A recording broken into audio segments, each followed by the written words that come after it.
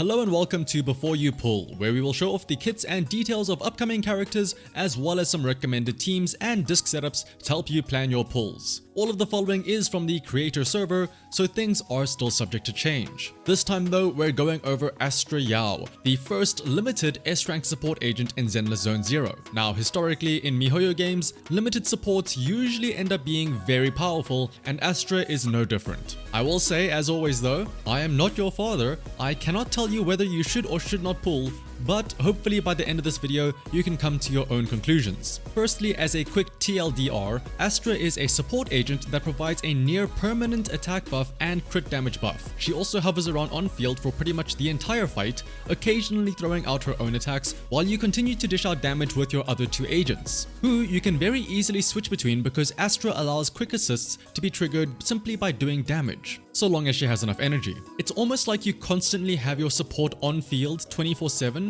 as opposed to say having to purposely switch out to someone like Lucy to refresh her attack buff and then trigger a quick assist to get back to your damage dealers. Astra allows you to have near 100% uptime on all of her buffs while still being able to use your damage dealers all the time. But first though, let's go over Astra's skills, starting with her basic attack, which is just a simple 3-hit chain, although you can hold down the button on the third attack to increase the size and suck in enemies. But you're basically never going to use this because next up is her special attack, which you can either tap or hold the button down to charge up a bigger attack. But either way, she will do some damage, and more importantly, she will enter the idyllic cadenza state. Of note, by the way, is that neither of these attacks will cost energy. Now, this idyllic cadenza state is the main focal point of Astra. While in this state, she increases the entire squad's damage by up to 20%, as well as providing a crit damage buff of 25% when you upgrade her EX skill to max level. She also cannot move in this state, but you can still send out basic attacks and dodge. But again, ideally you never have to resort to using Astra herself to attack. To exit the idyllic cadenza state, you can hold down the dodge button, but since it costs nothing for her to stay in this cadenza state, you may as well keep her like this to have that buff up permanently for the entire fight. Now, while in this idyllic cadenza state, if you switch into another character, Astra will actually stay on field and become invulnerable. Something very important is that Astra will stay on field and count as an active character, alongside whichever other agent you switch into. So, any buffs that focus on off-field agents will not work on Astra. But since she is technically speaking an active character, her energy regen and decibel gain is still going to be on the regular rates, which is very nice, for reasons you'll see in just a second. Because the most important part of the idyllic cadenza is that it allows the entire team to trigger quick assists whenever you attack an enemy, once every 3 seconds. For every 25 energy Astra has, she will have 1 chord, which is shown underneath her health bar. Think of these chords as like charges for how many quick assists you can do. You need at least 1 chord to be able to trigger one of these special quick assists. However, triggering any type of switch-in attack, whether it be a chain attack, a quick assist, a defensive assist, or even an evasive assist, doing so will cause Astra to consume 25 energy, so one of those chords, and do a tremolo attack, which counts as an EX special attack. Now, when a quick assist is available, you'll see for the first second or so that it has a slight aura around it. If you switch in during this window, you perform a precise assist, which causes Astra to also send out an extra attack of 3 tone clusters along with that 1 tremolo attack. Chain attacks, defensive assists, and evasive assists will always count as precise attacks, so they will always benefit from that extra attack from Astra. What's more though is that thanks to her core passive, when you consume a chord during a switch-in attack, both Astra and the incoming character will have their attack increased by a percentage based on Astra's own attack, up to a maximum of 1,200 attack. And then with her team ability, if you have an attack or an anomaly agent in the team, which I can't think of why you wouldn't, if energy was consumed for a precise assist specifically, Astra will send out an additional attack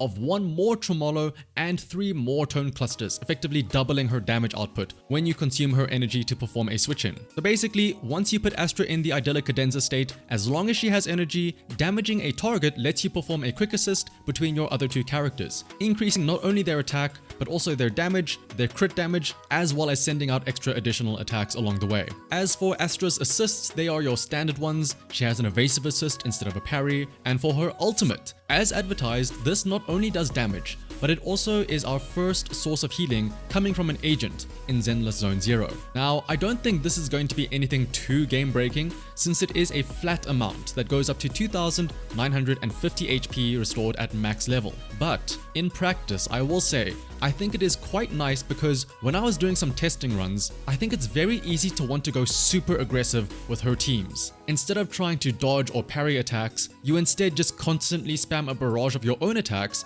and try to use the iframes that you get from the quick assists to quote-unquote dodge the incoming attacks instead. So you're probably bound to get hit every now and then with such an aggressive approach. So having some sort of healing is nice. And then also, after the ultimate, the next two quick assists that are used by the team will instead be replaced by their chain attacks, which typically have multipliers nearly 5 or 6 times higher than quick assists. So it's a nice boost to damage too. So again, as for Astra's basic combat flow, essentially you want to enter Idyllic Cadenza ASAP, switch to your other two agents, and then constantly attack, switching between the two as Astra gets enough energy for her quick assists. But very importantly, I will say, you shouldn't let the flashy quick assist button trick you. You don't always have to use the assist as soon as it appears. For a lot of agents, their attack strings are backloaded, so you want to make sure that you at least finish their attack chain before trying to switch out. You can always trigger the assist again in 3 seconds after all, so there's no rush. Now, as for team compositions, honestly, you can pretty much put Astra into any team and she is bound to work.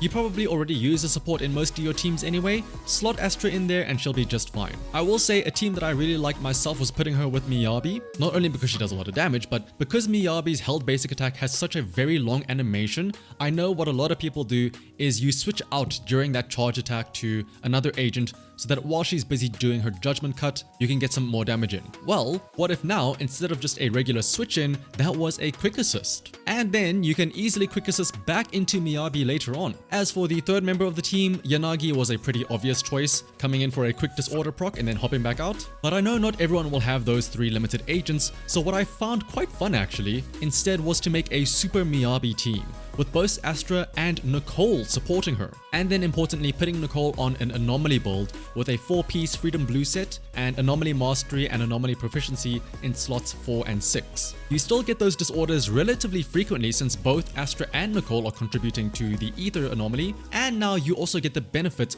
of the defense shred and the crit rate increase from Nicole. That isn't the only Anomaly team she works with though. Something like Jane and Bernice also works, albeit not as fun as something like Miyabi and Yanagi, since Jane and Bernice don't really want to switch out that often. Jane kinda wants to stick around and do her little spin attack, and you really only want to switch into Bernice when she has enough energy to top up her gauge. But again, it still works. And then of course there are the stunner teams. Who doesn't love an extra 1200 attack as well as some crit damage? You can put her with say Shu Yan and a stunner like Qingyi, who is getting a rerun soon, or Ellen and Lycan, who's also getting a rerun soon, or if you don't have any of those limited agents, even something like Soldier 11 and Collider can work. Or alternatively, you could think about pairing her up with a different attacker that might be coming out sometime soon, like say Evelyn, and then put her with another limited stunner like say Lighter. Next up though is Astra's signature engine, the Elegant Vanity. For its advanced stat, it provides an attack percent bonus, and the effect is that whenever an agent enters the field from a chain attack,